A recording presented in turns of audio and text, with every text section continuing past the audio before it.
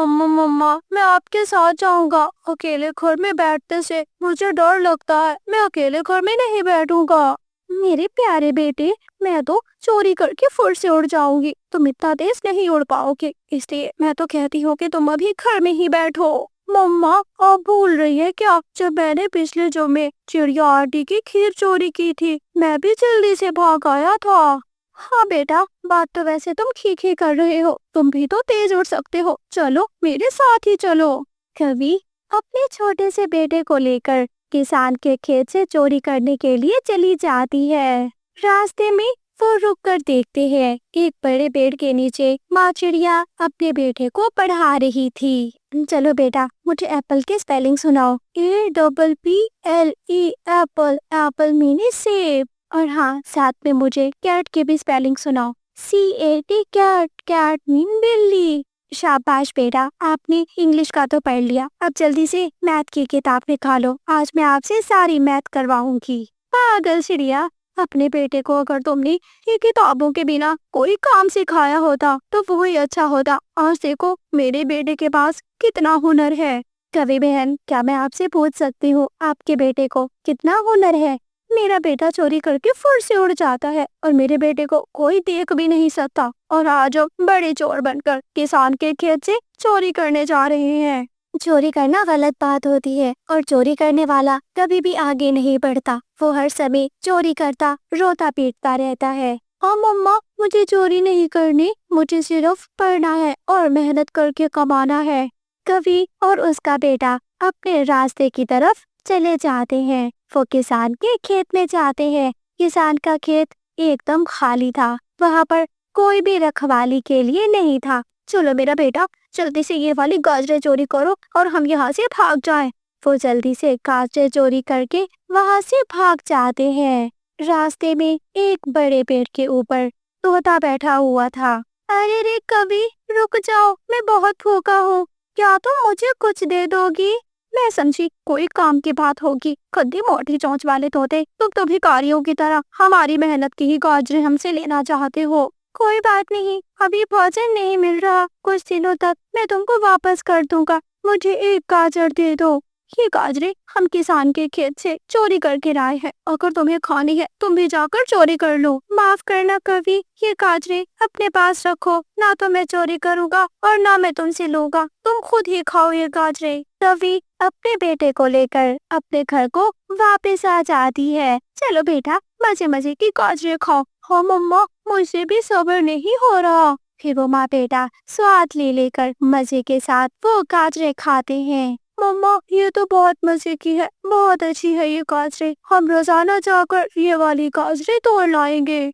मैं नहीं खाऊंगा मम्मा, मैं ये वाला सूखा दाना बिल्कुल नहीं खाऊंगा। आप मेरे लिए मीठा फल क्यों नहीं लेकर आती मम्मा? क्या मैं छोटा बच्चा नहीं हूँ? बेटा, जिद नहीं करते। जैसे ही आपके बाबा को ज्यादा दाना मिलेगा तो उनको बेचकर मीठा फल ले आऊंगी, या फिर मीठा फल ही ढूंढ कर लाऊंगी अपने बच्चे के लिए। मम्मा को आप तो साल भी एक बार ही मीठा फल खिलाती है। मुझे आज मीठा फल खाना है और साथ में मिठाई वाला रसगुल्ला भी। मैं नहीं खाऊंगा सूखा दाना। ऐसे चिड़िया का बेटा अपनी माँ से निराश हो रहा था। दूर एक पेड़ पर बैठा जो कौवा सब देख रहा था। मेरे दोस्त को कुछ अलग खाने का मन हो रहा है, क्यों ना मैं अपने दोस्त को अच्छा सा खाना जाकर दे दूं। जो घर जाता है और अपनी मम्मा के सामने रखी गाजरों में से एक गाजर उठा लेता है। मम्मा मम्मा, मैं ये अपनी दोस्त को देने जा रहा हूँ। चिड़िया आंटी के बेटे ने अभी तक कुछ नहीं खाया, टिंकू खाएगा तो मुझे अच्छा लगेगा।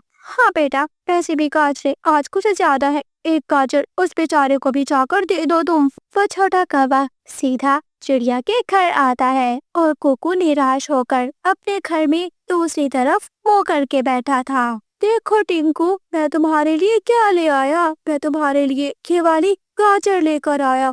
जल्दी से ये मीठी गाजर तुम खा लो। दोस्त, क्या तुम सच में ये वाली गाजर मेरे लिए लेकर आए हो? हाँ हाँ, ये गाजर मैं तुम्हारे लिए लेकर आया हूँ।